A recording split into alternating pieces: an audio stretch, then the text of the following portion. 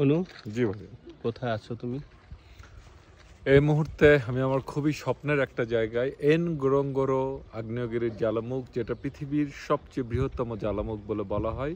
এটা তানজানিয়াতে অবস্থিত এবং এই এনগোরোঙ্গোরো ক্রাটার, এই আগ্নেয়গিরির জ্বালামুখের ভিতরে একটা অসাধারণ নিসর্গ গড়ে উঠেছে, যেখানে আমরা জানি প্রায় 35,000 বড় বড় প্রাণী আছে, যার অন্যতম হচ্ছে আফ্রিকান ব্ল্যাক রাইনো বা অ্যাডিডার্মিস জাতের গন্ডার, বিরল এবং বিপন্ন প্রাণী। এবং আপনি বলতে বলতে গছেদার পিছনে একটা দাঁতালো হাতি। তেম্বো, একটু অ্যাঙ্গেলটা করে নিলে দুর্দান্ত ছবি আসবে।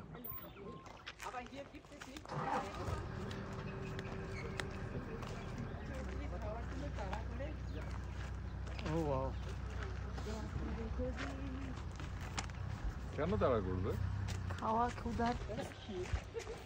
তো এই জ্বালামুখটাতে আমরা সবসময় আসতে চেয়েছি, তার অন্যতম কারণ এটার প্রাণী বৈচিত্র্যের জন্য এবং সেই সাথে ভৌগোলিক বৈশিষ্ট্যের জন্য।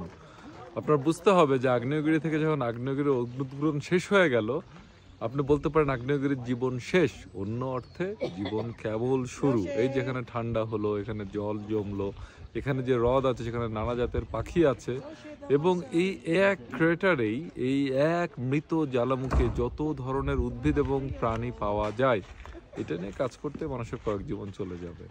তো এখানে আসতে পেরে আমি অত্যন্ত আনন্দিত। আমি আমার স্কুল জীবন থেকে এখানে আসতে চেয়েছিলাম, তখন ছোটবেলায় একটা বই পড়েছিলাম, সেবার প্রকাশনের প্রচার প্রচার অর্থাৎ আফ্রিকায় চোরা শিকারীদের বিরুদ্ধে লেখা সেই অসামান্য বইটিতে প্রথম আমি এই এনগোরোঙ্গোরো, তখন অবশ্য পড়তাম নগরোঙ্গোরো, এই আগ্নেয়গিরিটার খবর পাই। এনগোরোঙ্গোরো মানে হচ্ছে গরুর গলার ঘন্টা।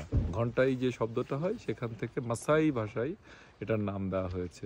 এবং এখান পর্যন্ত এসে আমরা প্রাণী, হাতি বাদে অন্য যা দেখছি এখনো গন্ডার পাইনি, কিন্তু গাছ দেখে আমি অত্যন্ত অভিভূত। ধন্যবাদ, ভালো ধন্যবাদ, থেকো। ধন্যবাদ অনিক ভাই।